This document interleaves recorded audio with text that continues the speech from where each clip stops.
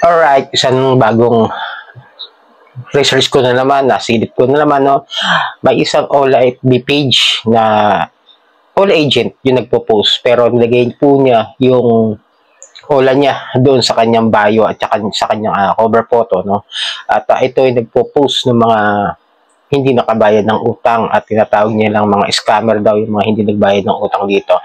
So sa video ito, tatalakayin natin kung ano yung Ola na ito. Pero bago lahat, maglalambing po muna ako sa inyo na pakipollow po ang aking mga social media account ng Facebook, YouTube at ang aking TikTok channel. Pakilike na rin po kung nagustuhan niyo yung video ito. Pakishare na rin at hit niyo po yung notification bell para updated po kayo sa mga videos na ginagawa natin dito about sa usapan ko na lending app. So yun nga, pag muli, disclaimer, paalala ha, panoorin niyo po na maigi at mabuti ang video ito dahil nandito na po sa video ito ang lahat ng paliwanag, explanation, kasagutan sa mga tanong ninyo at pati mga advice na maaari ko maibigay sa inyo kung sakasakali nahaharap kayo sa isang sitwasyon na ginagawa nito mga abusadong online lending apps. Okay? Andito na po ha, panoorin niyo po maigi at please pakiunawa lang po na mabuti.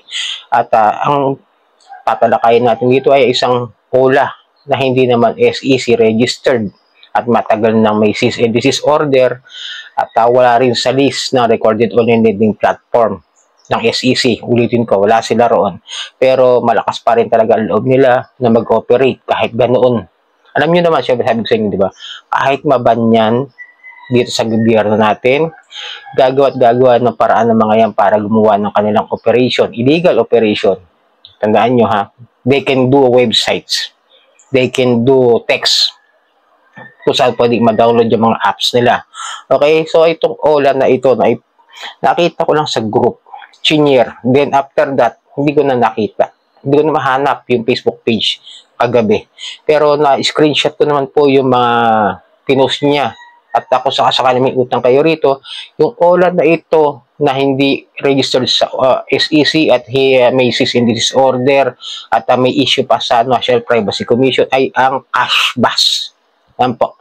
At yan din po yung Ola agent na gumagamit marahil ng picture ng iba. Tandaan nyo, yung mga ganito klase ng Ola agent na pinapakita niya yung picture niya, either is their own client o biktima na ginagamit nila pang profile picture din para malaligaw-ligaw o malihis yung kanilang tunay na identity. Kasi syempre pag gumamit yung mga yan, magagamit ng tunay na picture nila yan is either cartoon o anime character o kung ano man, basta hindi sila yan. Maaring yung itong nasa picture na ito ay isa ring kliyente o Ola borrower na nanghiram ng sa kanila, ginagamit ngayon. Ngayon yung Ola is kung Cashbash, ulitin ko, ayan ha.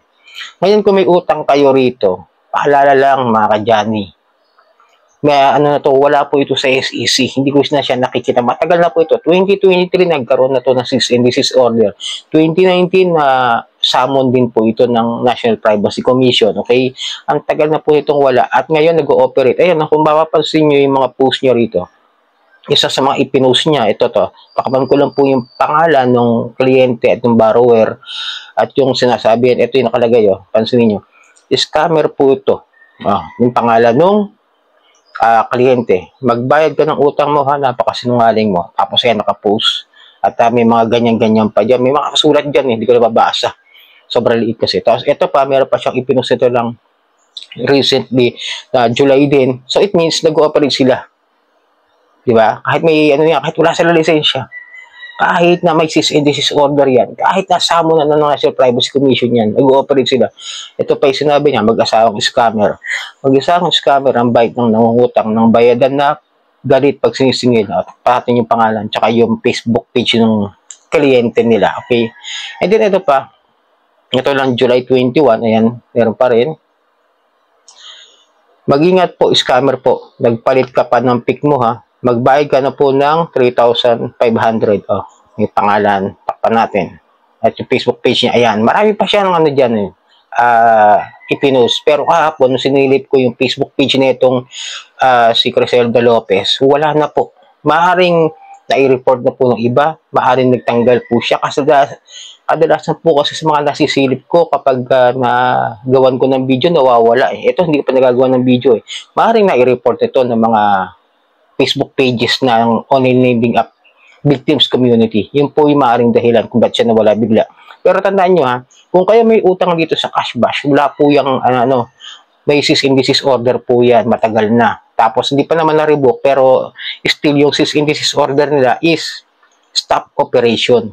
Yung pagpapautang, pag-engage sa mga ads, yung magpo-promote sila, bawal din. Alam ko pati paniningil, bawal din po sila. Lahat po yun bawal sa cash bash. Ngayon kung meron kayo loan dito, is either masasabi ko sa inyo, balik nyo lang po yung nautang ninyo, yung nahiram ninyo, yung pinadala sa inyo.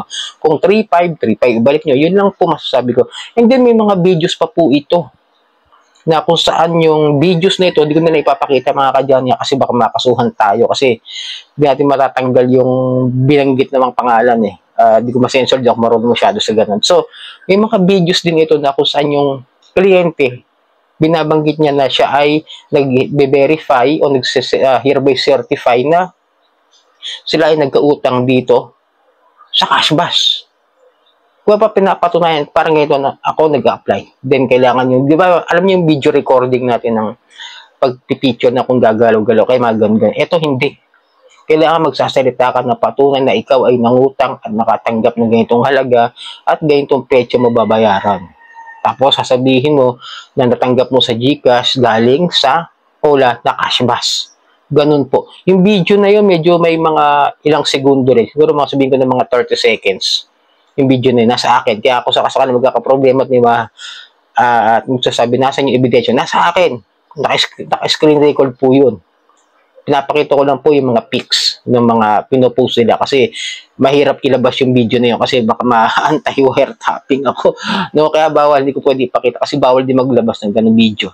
Ang pwede ko lang gawin, istakpan yung mga ganito, ng mga pictures nila at ng mga kliyente at pwede ko lang ipakita ay yung pamamaraan nila ng pamamahiya o pagpo-post sa social media ng mga ganitong klase ng mga abusadong wala, like the cash bash. Tandaan nyo ha, kapag kayo may mga utang sa mga ganitong klase ng mga ola na hindi naman lisensyado, is either they are fly by night na mga ola na talaga.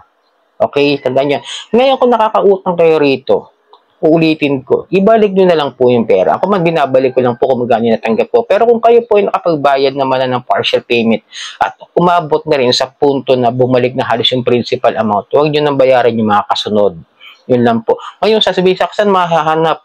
Ulitin ko po, nawawala na po yung page. Is either na report o either na nagtanggal siya ng kanyang FB account dahil maaring kasali rin to eh. Maaring papanggap din na victim para pasali din sa mga Facebook page ng mga Ola Victims Community. Yung mga agent, kunwari pa-victim din yan. Kaya malamang dyan, nagtanggal muna siya pansamantala. Minsan bumabalik yan after a days o after a weeks. Ganun po yung sistema at galawan nila.